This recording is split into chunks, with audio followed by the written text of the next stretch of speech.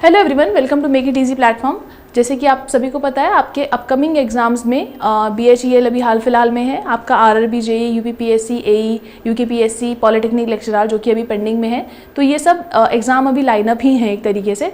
तो ये particular topic जो आज हम देखने जा रहे हैं, ये आपके अपकमिंग एग्जाम्स के लिए बहुत ही फ्रूटफुल रहने वाला है, विच इज़ एयरपोर्ट इंजीनियरिंग। क्योंकि एयरपोर्ट एक छोटा सब्जेक्ट होने के साथ साथ बहुत ही इंपॉर्टेंट सब्जेक्ट भी है आपके अपकमिंग एग्जाम्स के लिए, स्पेशली फॉर अगर मैं RRB की बात करूँ तो उसके लिए तो अभी क्योंकि रिसेंट में है तो बहुत ज़्यादा इंपॉर्टेंट है। तो आप लोगों को ये बहुत फ्रूटफुल रहेगा। देखिए, तो आज का पहला क्वेश्चन है हमारा, the construction and maintenance of airports in India is looked after bye. तो बेसिकली जो कंस्ट्रक्शन एंड मेंटेनेंस एयरपोर्ट्स का इंडिया के अंदर वो कौन देखता है। तो आइए ऑप्शंस की तरफ चलते हैं। क्या वो एयरपोर्ट अथॉरिटी ऑफ इंडिया देखता है, क्या वो मिनिस्ट्री ऑफ सिविल एविएशन देखता है, क्या वो इंडियन एयरफोर्स देखता है, या नेशनल एयरपोर्ट अथॉरिटी देखती है। तो हमारा जो देखा जाता है, आपने अगर कभी एयरपोर्ट इंजीनियरिंग का पेपर भी दिया हो या सुना हो या नोटिफिकेशन देखा हो तो उसमें AAI लिखा हुआ रहता है। AAI क्या है? एयरपोर्ट अथॉरिटी ऑफ इंडिया ही होता है। आपने ऐसा लिखा हुआ देखा भी होगा, AAI, airport authority of India. So airport authority of India he construction and maintenance देखता है किसका? इंडिया के अंदर जितने भी एयरपोर्ट्स हैं उनका। ठीक है, तो आइए अपने दूसरे क्वेश्चन की तरफ चलते हैं। Next question is, at an airport the basic runway length is corrected for. Airport में जो बेसिक रनवे लेंथ होती है वो किन चीज़ों के लिए करेक्ट की जाती है। तो रनवे लेंथ बेसिकली होती क्या है, जिसमें आपका एयरपोर्ट जिस लेंथ के थ्रू ट्रैवल करके टेक ऑफ कर रहा है और साथ ही साथ लैंडिंग कर रहा है, तो उसी लेंथ को रन ऑफ लेंथ आप लोग बोलते हैं। तो यहाँ पर जो रन ऑफ लेंथ का जो करेक्शन होता है, क्या वो मॉइस्चर कंटेंट, टेम्परेचर और इफेक्टिव ग्रेडियंट के लिए दिया जाता है? नहीं। क्या वो elevation, temperature and moisture content के लिए दिया जाता है? नहीं। Elevation, temperature and effective gradient, हाँ, हम इन तीन चीज़ों के लिए उस रनवे लेंथ का करेक्शन देते हैं। इन छोटी सी स्लाइड में मैंने मैक्सिमम क्वेश्चन इंक्लूड करने की कोशिश की है आपकी एयरपोर्ट इंजीनियरिंग के लिए, जिनके आने के चांसेस आपके लिए कंपैरेटिवली एग्जाम्स में ज़्यादा रहेंगे। तो प्लीज़ थोड़ा ध्यान से इन स्लाइड्स को देखिएगा, ठीक है। और again this is the right answer, तो ये हमारा गलत ही हो जाता है। तो हम बेसिकली रनवे लेंथ के लिए जो करेक्शन देते हैं वो एलिवेशन, टेम्परेचर और इफेक्टिव ग्रेडियंट का ही देते हैं, ठीक है। The next question for the day is, at an airport the turning radius of taxiway is given by। देखिए, जो टर्निंग रेडियस का फॉर्मूला होता है टैक्सीवे के लिए, it is equal to V²/125F। ठीक है, तो यहाँ पर ऐसा ये फॉर्मूला कहीं दिख रहा है आपको? बिल्कुल दिख रहा है। ऑप्शन ए इसी फॉर्मूले से रिजेम्बलेंस रखता है, तो option A would be the right answer for this question. तो जो टर्निंग रेडियस का फॉर्मूला होता है, ये आप गांठ बांध लीजिए, इसको मिस्टेक मत करिएगा। आपने ऐसा फॉर्मूला, ऐसा तो नहीं ऑब्वियसली, बट हाँ इसके तरीके का फॉर्मूला हाईवे इंजीनियरिंग में भी पढ़ा होगा, तो कंफ्यूज मत होइएगा। यहाँ पर रेडियस का फॉर्मूला रहता है V²/125F। ठीक है, जबकि आप जब हाईवे में पढ़ते हैं तो रिजेम्बलेंस से आई मेंट कि जब आप सुपर एलिवेशन का फॉर्मूला पढ़ रहे होते हैं तो V²/127 जैसे कहते हैं R की तरह आप पढ़ते हैं वहाँ पे ये वाला फॉर्मूला, तो मिस्टेक मत करिएगा, ठीक है। इसका फॉर्मूला V²/125F होता है आपका। तो यहाँ पर टर्निंग रेडियस का फॉर्मूला आप लोगों को पता चल गया, और A option is the right answer for this question. Next question for the day is, total correction for elevation, temperature and gradient for a runway should not exceed. देखिए, total correction बोल रहा है। टोटल करेक्शन किसका? Elevation, temperature और gradient का total correction runway के लिए जो आप करते हो, क्योंकि रनवे लेंथ में अभी आपने देखा था ना हम कौन कौन से करेक्शन कर रहे थे, यही करेक्शंस तो कर रहे थे। कौन सा? एलिवेशन, टेम्परेचर एंड ग्रेडियंट वाला हम करेक्शन जो उसमें करते हैं। तो टोटल जो करेक्शन है, ठीक है, वो किससे ज़्यादा नहीं होना चाहिए। It should not exceed 35%। This is very important question, याद रखिएगा, ठीक है ना। मोस्टली रिपीटेड क्वेश्चंस का एक पार्ट है, तो बहुत इंपॉर्टेंट हो जाता है। जिन भी बच्चों ने एयरपोर्ट इंजीनियरिंग अभी तक भी नहीं छुई है, तो उसके लिए ये पर्टिकुलर जो आज का सेशन है, this would be very very important, क्योंकि ये आपकी एयरपोर्ट इंजीनियरिंग को बिल्कुल एक सिरे से उठाकर आपको एक लेवल तक पहुंचा देगा, ठीक है ना। तो उनके लिए तो ये बहुत बहुत ज़्यादा इंपॉर्टेंट है, ठीक है। तो total correction for elevation, temperature and gradient for a runway should not exceed 35%. Next, the boundary of the landing and takeoff area of heliports are illuminated by। अभी आप लोगों ने देखा होगा हेलीकॉप्टर जब उड़ता है या जब लैंड करता है तो पर्टिकुलर एक मार्किंग बनी हुई रहती है, वहीं पे जाके वो लैंड करता है। हेलीकॉप्टर्स की मैं बात कर रही हूँ। तो यहाँ पर बेसिकली वो वही पूछ रहा है वो किस तरीके की मार्किंग होती है, क्या वो एम्बर लाइट से मतलब उसको इल्यूमिनेट, बेसिकली यहाँ पे मार्किंग के लिए नहीं पूछ रहा है, वहाँ पूछ रहा है दीज आर इल्यूमिनेटेड बाय, तो जो लाइटनिंग बेसिकली है उसके बारे में यहाँ पे बात कर रहा है। मार्किंग शायद नेक्स्ट क्वेश्चन में होगा, वो भी आएगा। तो it is illuminated by amber light, this is also again very very important, this is illuminated by amber light. Amber light से इल्यूमिनेट रहता है वो बाउंड्री जहाँ से लैंडिंग और टेक ऑफ करते हैं हेलीपोर्ट्स, ठीक है। Next is which one of the following instances of performance of aircraft is not considered for determining basic runway length. तो याद रखिएगा जो बेसिक रनवे लेंथ डिटरमाइन करते हैं ना कौन, नॉर्मल लैंडिंग केस डिटरमाइन करेगा, नॉर्मल टेक ऑफ केस भी रनवे की लेंथ को डिटरमाइन करने में सहयोग देगा, इंजन का फेलियर केस भी सहयोग देगा, पर इमरजेंसी लैंडिंग केस नहीं। सो which one of the following instances of performance of aircraft is not considered for determining runway length? So not considered is emergency landing case is not considered for determining your runway length. So this would be the answer for this question. ठीक है ना, answer इस पे मैंने टिक कर रखा है, ये करते हैं, ये मतलब इस पर्टिकुलर क्वेश्चन का आंसर ये है, this is the answer for this question. Confuse मत होइएगा क्योंकि मैंने यहाँ पे क्रॉस किया था वो नॉट की वजह से। तो answer for this is option number D, this is the answer, ठीक है। Next question is which one of the following decides the width of taxiway. जो विड्थ ऑफ टैक्सीवे होता है वो डिटरमाइन करता है आपके जो पर्टिकुलर प्लेन चल रहा है उसके जो विंग्स कितने दूर तक फैले हुए हैं, वो बेसिकली डिपेंड करता है। देखिए मैं ये एक हेलीकॉप्टर थोड़ा एक ऐसा सा बना के दिखा रही हूँ, ठीक है ना। अब इसके मान लीजिए आपने टैक्सीवे सिर्फ इतना डिज़ाइन कर रखा है ना, तो इसके जो स्पैन होंगे, विंग स्पैन्स तो बाहर की तरफ को होंगे ना, तो ऑब्वियसली किसी ना किसी को डैमेज होने के चांसेस उसमें कंपेरेटिवली ज़्यादा होंगे। तो यहाँ पे हम टैक्सीवे जो डिटरमाइन करते हैं वो डिटरमाइन करते हैं कि विंग्स का कितना स्पैन है, कितना स्पैन है विंग्स का। तो wing span of an aircraft will determine the width of taxiway, ठीक है। So this would be the answer for this question. Which of the following decides the width of taxiway, wing span of an aircraft, okay.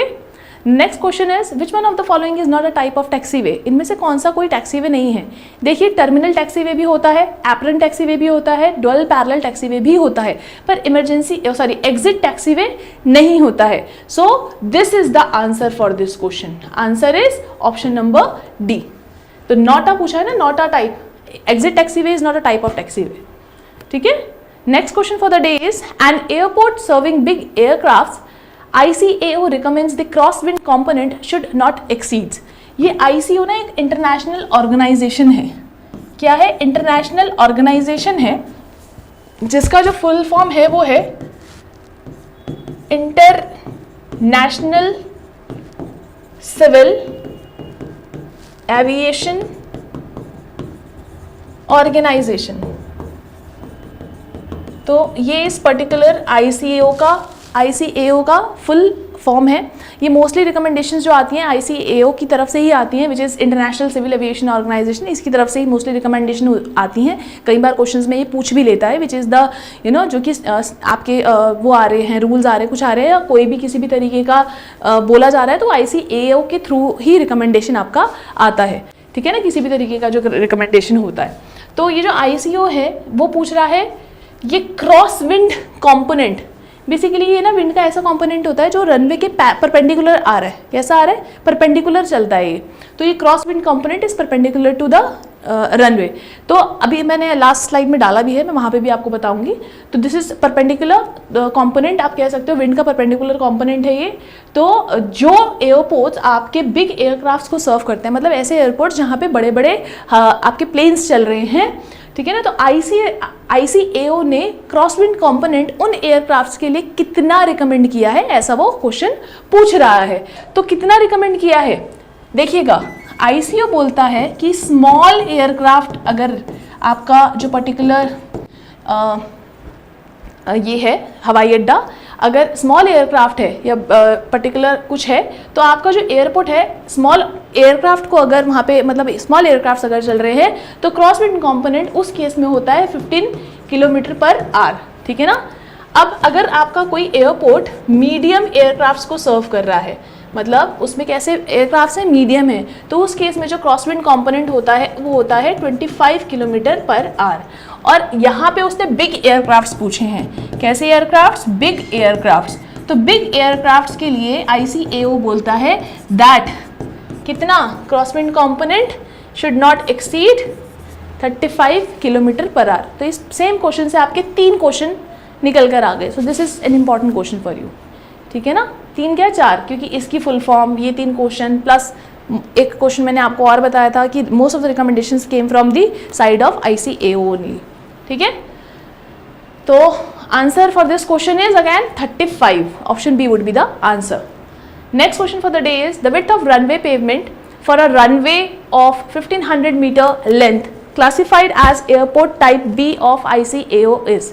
तो basically देखिए मैं आपको बताती हूँ, जो आपकी अब इसने क्या पूछा है, the width of runway pavement for a runway of, अगर 1500 मीटर लेंथ का अगर रनवे है तो वो उसके लिए आपसे क्या मांग रहा है, उसकी विड्थ मांग रहा है। और टाइप कौन सा है? टाइप है बी। एयरपोर्ट टाइप कैसा है? बी। तो इसके लिए क्या रहती है वैल्यू?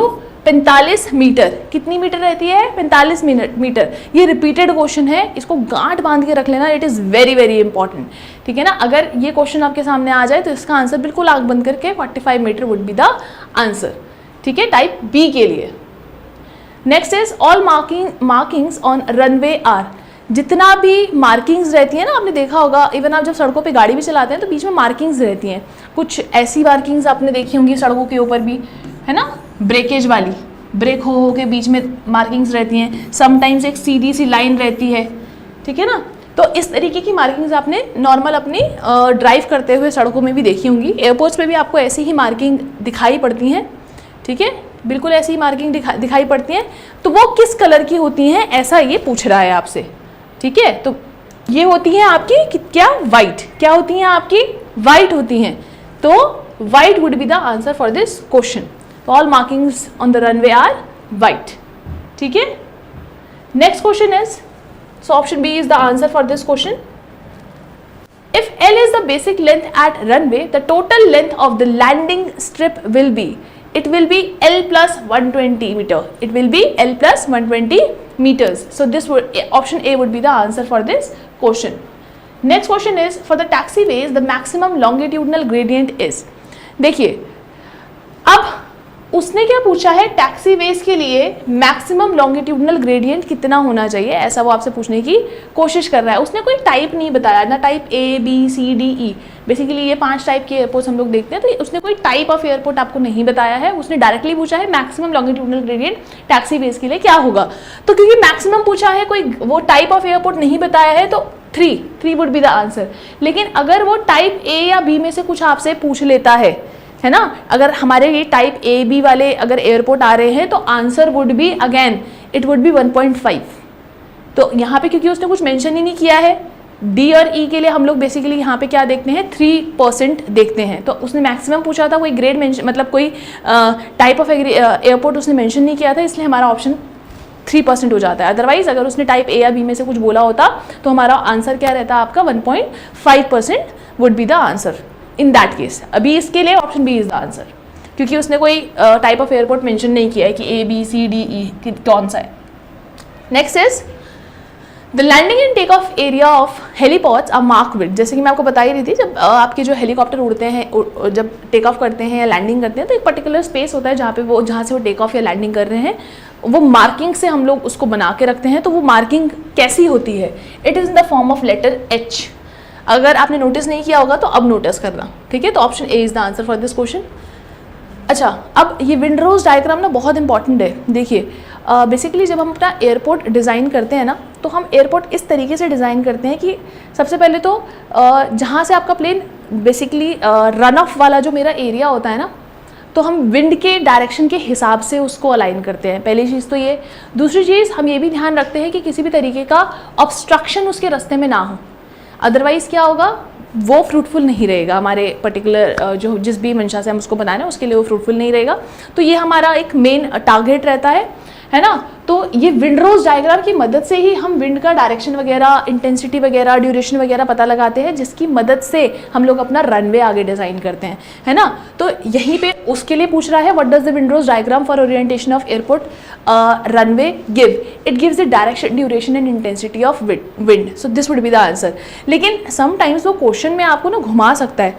अब ये जो विंडरोज डायग्राम है टाइप 1 टाइप 2 दो आप देखोगे इसमें ऑप्शन क्वेश्चन में पूछ लेता है कि type according to type 1 wind rose diagram, so वो टाइप 1 क्या बताता है और टाइप 2 क्या बताता है, इस तरीके से भी आपसे क्वेश्चन पूछ सकता है, ठीक है ना। तो अगर वो आपसे क्या बात कर रहा है, टाइप 1 की बात कर रहा है, तो वो डायरेक्शन और ड्यूरेशन ही आपको देगा, जबकि टाइप 2 वाला आपको तीनों चीजें दे देता है, ठीक है। तो यहाँ पर क्योंकि उसने हमें खाली खाली विंडरोज डायग्राम के बारे में पूछा है, तो हम तीनों चीज ही यहाँ पे मेंशन कर रहे हैं, ठीक है। टाइप 1 पूछेगा तो डायरेक्शन एंड ड्यूरेशन, और टाइप 2 पूछेगा तो direction, duration and intensity as well. So क्योंकि उसने हमसे कुछ यहाँ पे टाइप 1 टाइप 2 नहीं बोला है, तो तीनों चीजें ही हमारे ऑप्शन में आ जाती हैं। तो direction, duration and intensity of wind हमें बताता है, जिसकी मदद से हम आगे रनवे को डिजाइन करते हैं, आपके उसके डायरेक्शन को डिजाइन करते हैं। Next is if the design aircraft require 1800 meter to come to stop during landing, what is the length of runway required. देखो मैं आपको बताती हूँ, जितना भी आपकी रनवे की लेंथ जो आप डिजाइन करते हो ना, वो इस तरीके से डिजाइन करते हो कि आपका पर्टिकुलर जो प्लेन जब आ रहा है ना, लैंड कर रहा है, तो उसकी जो लैंडिंग है 60% जो लेंथ है उसी में हो जाए, उसको पूरा यूटिलाइज करने की जरूरत ही ना पड़े, ठीक है ना। तो हम इस तरीके से अपने रनवे को डिजाइन करते हैं। तो उसने तो बोला है कि 1800 मीटर उसको लगे स्टॉप होने में, तो मतलब ये बेसिकली लैंडिंग लेंथ है, उसने जितना लेंथ लिया लैंड करने के लिए। मैंने क्या बोला, 60% of total runway length is used for landing. मैंने ऐसा बोला आप लोगों को, बिल्कुल सही बात है। मैंने क्या बोला, 60% of the total runway length is used for landing. तो उसने यही तो बोला है, the design aircraft require 1800 meters to come to stop. तो मतलब ये जो 60% of total runway length is used for landing, ये जो 60% ऑफ टोटल रनवे लेंथ है ना, 60% of total runway length is equal to कितनी दे रखी है क्वेश्चन में, 1800। 60% में तो वो मैंने क्या बोला, 60% ही यूटिलाइज करेगा रुकने के लिए, तो रुकने के लिए वो 1800 मीटर यूज कर रहा है। तो मतलब this particular length is 60% of the total runway length.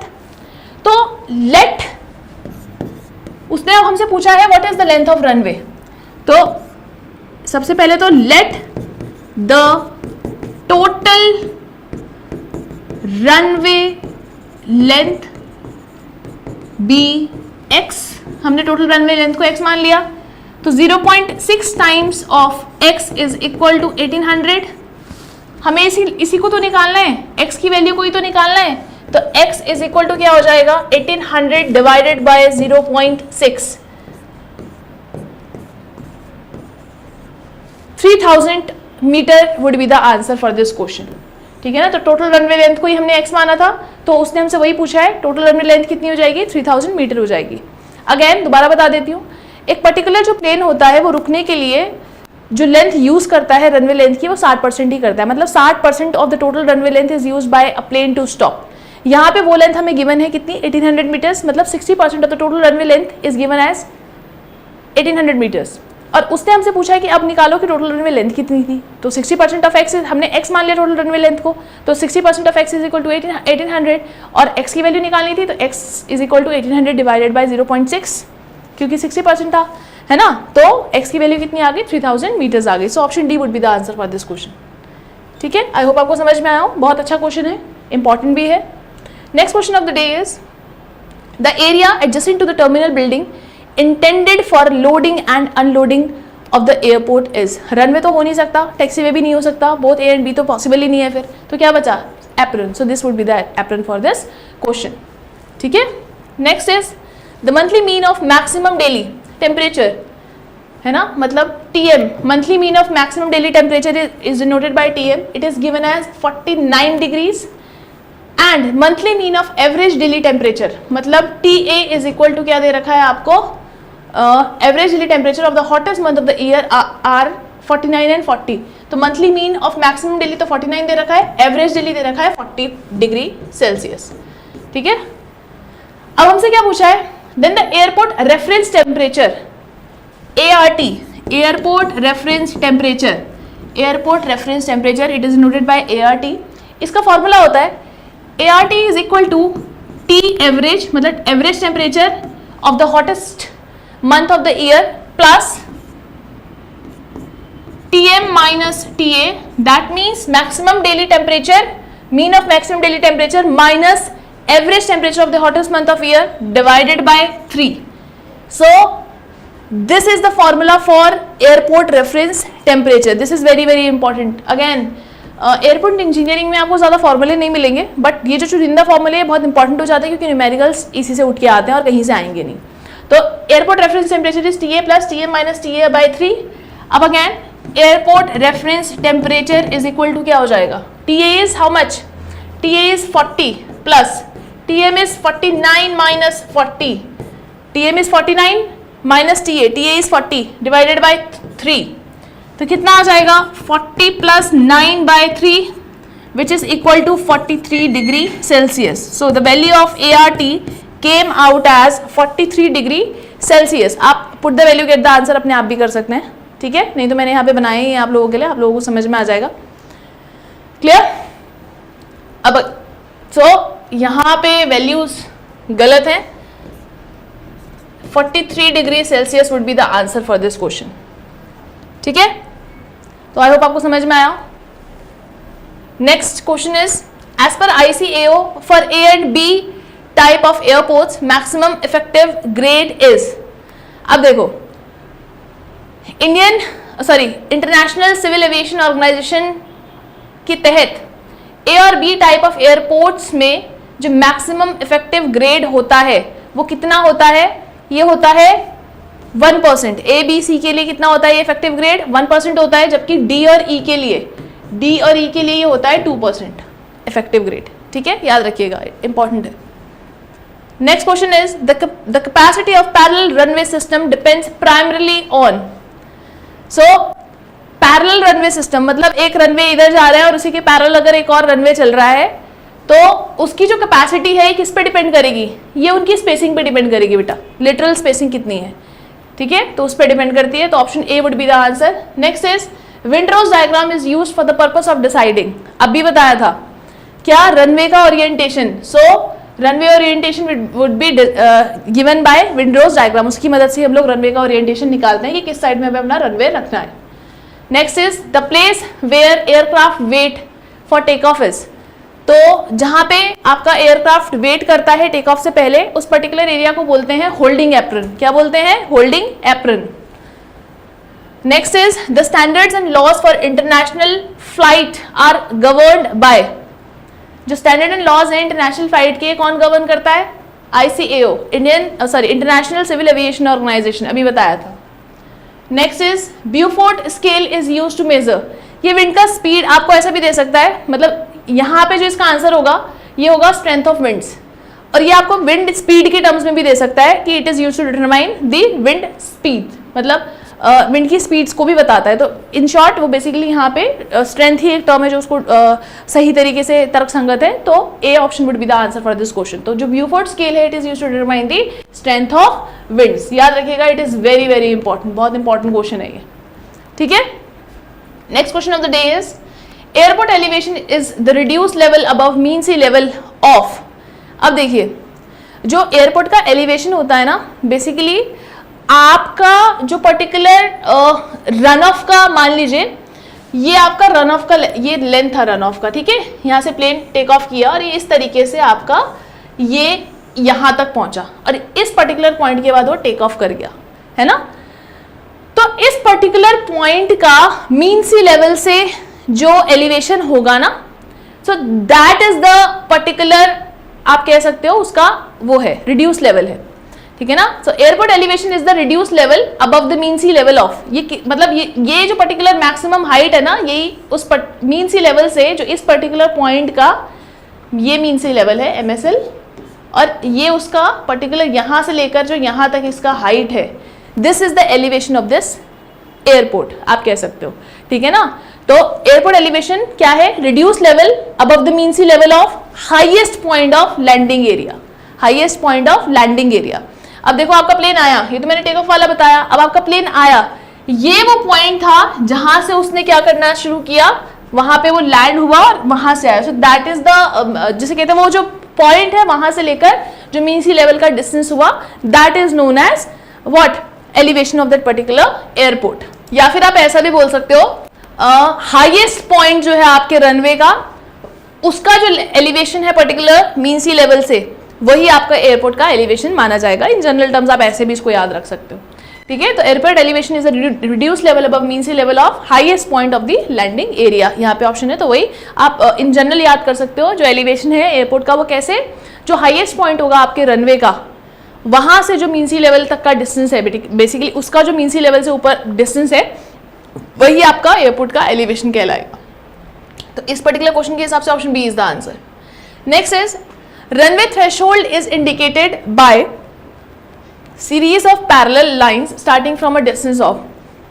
अब ये रनवे थ्रेशोल्ड क्या होता है, देखो ये रनवे इधर से इधर जा रहा है, ठीक है। अब इस पर्टिकुलर पॉइंट पे ये एंड होने वाला था, यहाँ पे रनवे खत्म हो रहा है, ठीक है।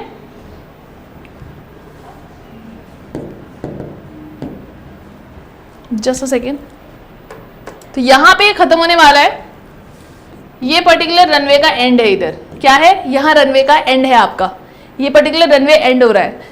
अब ऐसा तो है नहीं मैंने ये क्रॉस बना दी, एयरपोर्ट को वहां से दिख गया भैया यही क्रॉस है और तब तक तो एयरपोर्ट यहां पहुंच जाएगा, है ना। तो हम लोग क्या करते हैं, इस एंड के आने से पहले एयर पायलट को पता चल जाए कि भैया एंड आने वाला है, क्योंकि रनवे तो बहुत लंबे लंबे होते हैं ना, 1800 मीटर कम तो होता नहीं भैया, है ना।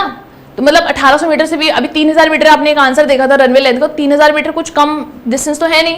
तो पायलट को पहले ही पता चल जाए कि रनवे एंड होने वाला है, इसलिए हम क्या करते हैं, पहले कुछ ऐसी मार्किंग्स बना देते हैं ताकि उसे समझ में आ जाए कि भैया आगे एंड होने वाला है, और पायलट को ये पता रहता है। तो हम क्या करते हैं, हम ना कुछ पैरेलल लाइंस इस तरीके से स्ट्रिप्स ही बना देते हैं, पैरेलल स्ट्रिप्स बना देते हैं।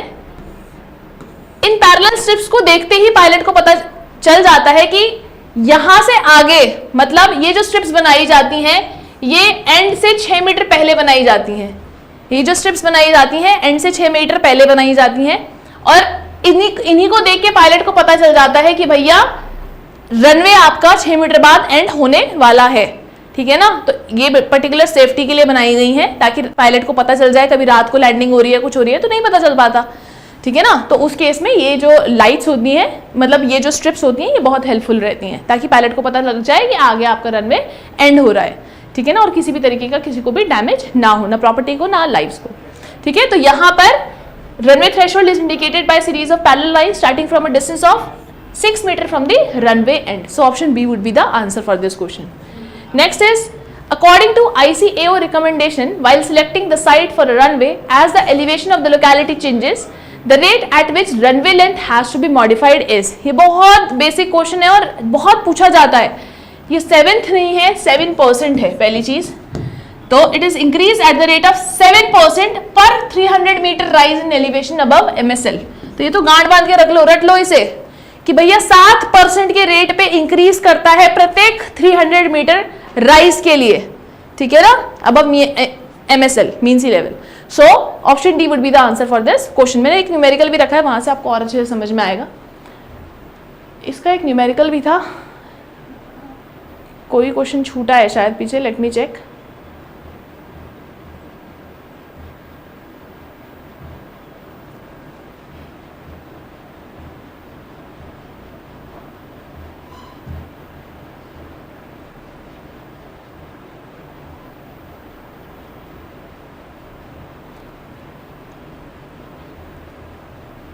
शायद इसमें आया नहीं है, पर कोई नहीं, मैं आपको समझा देती हूँ। देखिए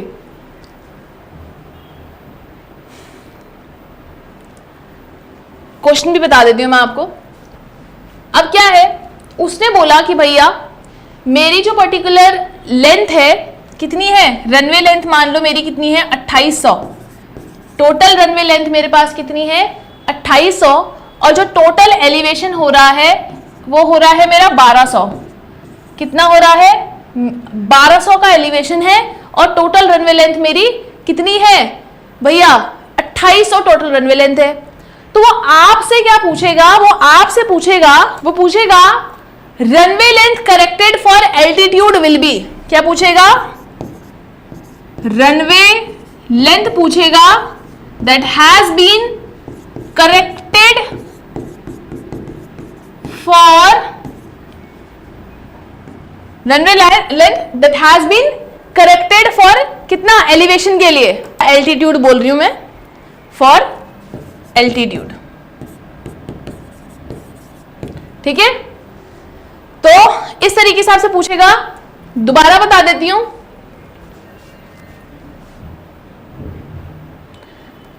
मैंने क्या बोला, क्वेश्चन में वो क्या बोलेगा कि भैया मेरा जो पर्टिकुलर रनवे लेंथ है वो कितना दिया हुआ है, वो दे रखा है मेरे पास 3000 मान लो, 1800 मान लो, कुछ भी मान लो, 1800 मीटर दे रखा है मान लो, और एल्टीट्यूड या फिर जो एलिवेशन दे रखा है, एलिवेशन जो दे रखा है उस पर्टिकुलर एयरपोर्ट का, it is given as 1200 meters. तो बोल रहा है what is the corrected length of runway या runway corrected length for altitude will be, इस तरीके से आपसे क्वेश्चन पूछेगा। तो कुछ नहीं करना है, एक सिंपल सा फॉर्मूला याद रखो, ये जो आपने देखा ना भी, it is increase at the rate of 7% per 300 meter rise in the elevation, इसी को यूज करेंगे। कैसे, जो ये रनवे करेक्टेड लेंथ होगी it is equal to how much, it is equal to 7% of 7% increase होता है प्रत्येक 3 मीटर राइज करने पे। एलिवेशन टोटल कितना दे रखा है 1200, तो मतलब प्रत्येक 300 पे 7% बढ़ेगा, तो मतलब 7% कितनी बार बढ़ना है, तो वो कैसे पता चलेगा, 1200 डिवाइडेड बाय 3, तो 3 4 12 0 0 सॉरी 1200 अपॉन 300, 1200 अपॉन 300, क्योंकि प्रत्येक 300 पे 60 डिग्री बढ़ रहा है ना, तो कितने डिग्री कितना परसेंट बढ़ेगा वो हमें यहीं से पता लगेगा, क्योंकि टोटल एलिवेशन दे रखा है 1200 और हमें नंबर निकालना है कि मतलब 7% कितनी बार बढ़ेगा। तो 1200 डिवाइडेड बाय 300 कर दिया, 2 0 से 2 0 चले गए 4, मतलब कितना 7% इंटू 4 कर लो या 1200 बाय 3 कर लो, जो तुम्हारी मर्जी हो कर लेना। अब ये करेक्शन कहां कर रहे थे, लेंथ में ही कर रहे थे, तो total length is given as 1800, तो 1800 से मल्टीप्लाई कर दो, यहां से अगेन 2 0 से 2 0 चले गए, इन सबको मल्टीप्लाई कर देना, जो भी वैल्यू आया that would be the answer for your question. ठीक है, ठीक है, कितना आया, इनको मल्टीप्लाई करोगे तो ये लेंथ कितनी आई है अप्रोक्सीमेटली, मैं भी मल्टीप्लाई करती हूं, आप भी मल्टीप्लाई कीजिए, ये लगभग आ रही है 504, कितनी आ रही है 504, तो यही हमारा आंसर है। अब आंसर कैसे है मैं बताती हूं, क्योंकि अभी प्लस करोगे मेन लेंथ में तब आंसर तो एक्चुअल तभी आएगा, पर इस पर्टिकुलर उसका आंसर हमारे पास 504 मीटर आ गया। उसने हमसे पूछा था what is the runway corrected length for altitude, it will be equal to, corrected length हमारे पास कितनी आई 504 एक्स्ट्रा आई है, ये एक्स्ट्रा आ रही है क्योंकि मैंने बोला था प्रत्येक 300 मीटर पे 7% क्या हो रहा है, बढ़ जा रहा है, प्रत्येक 300 मीटर पे क्या हो रहा है 7% बढ़ रहा है, तो मतलब ये जो लेंथ आई है ये एक्स्ट्रा लेंथ होनी चाहिए, ये एक्स्ट्रा लेंथ होनी चाहिए। तो आंसर क्या हो जाएगा उस पर्टिकुलर क्वेश्चन के लिए, it will be equal to, पहले लेंथ कितनी थी 1800, तो 1800 प्लस 504, तो कितना हो गया 2304 मीटर हमारी टोटल लेंथ होनी चाहिए। जो टोटल लेंथ आ रही है वो कितनी होनी चाहिए 2304 होनी चाहिए, जबकि गिवन कितनी थी 1800, क्योंकि प्रत्येक 300 मीटर पे 7% बढ़ता है एलिवेशन के लिए, है ना।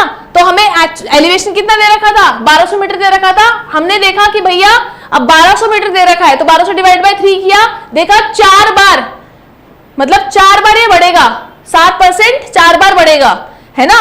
तो फिर और टोटल लेंथ पे बढ़ेगा, है ना। इसी वजह से जो एक्स्ट्रा लेंथ आई वो कितनी आई, 504 आई, और आपका जो आंसर हो गया वो कितना हो गया, 2304 हो गया। ठीक है, सो इस तरीके का क्वेश्चन बनेगा। ये मैंने आपको एडिशनल बताया, this is not in the slide, मैं एडिशनल आप लोगों के रेफरेंस के लिए बता रही हूं। ठीक है, तो आई होप आपको ये समझ में आया हो।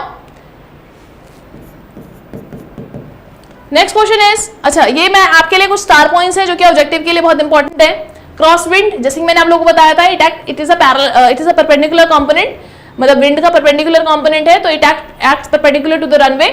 हेडविंड आपका पैरेलली एक्ट करता है, ये बहुत क्वेश्चन पूछा जाता है। जीरो फ्यूल वेट, तो ये क्या होता है, मैक्सिमम परमिसिबल वेट होता है एयरक्राफ्ट का विदाउट एनी यूजेबल फ्यूल और ऑयल। जब आपके एयरक्राफ्ट में कोई फ्यूल या ऑयल नहीं होता तो जो उसका मैक्सिमम यूजेबल या मैक्सिमम परमिसिबल वेट है उस पर्टिकुलर एयरक्राफ्ट का, वही आपका जीरो फ्यूल वेट कहलाता है। एक और क्वेश्चन पूछा जाता है, total number of airport operations कितने होते हैं, 4 होते हैं हमारे पास। कितने होते हैं, 4 होते हैं। अब एक इसी में से आपका मतलब बहुत सारी चीजें और भी होंगी जो कि अभी इस पर्टिकुलर स्लाइड में हम लोगों ने इंक्लूड नहीं की है। जो भी एक्स्ट्रा क्वेश्चंस आप देखेंगे लेकिन वो इनसे रिलेटेड ही होंगे। फॉर एग्जांपल न्यूमेरिकल मैंने आपके मोस्टली यहाँ पे कवर करा दिए हैं, वही न्यूमेरिकल आपको वैल्यू चेंज करके मिलेंगे, और अगर वो किसी और तरीके से पूछे जाएंगे, है ना, तो उसका भी हम मतलब इन न्यूमेरिकल्स को किसी और तरीके से अगर आप देखेंगे तो किस तरीके से आएंगे, वो उसके लिए भी हम आपके लिए एक और स्लाइड प्रिपेयर करेंगे ताकि आपका जो अपकमिंग एग्जाम है उसके लिए मतलब बहुत फ्रूटफुल रह सके। आज का सेशन इतना ही था। Thanks for coming to our online platform. जल्दी मिलेंगे एयरपोर्ट इंजीनियरिंग की नेक्स्ट स्लाइड के साथ। Thank you.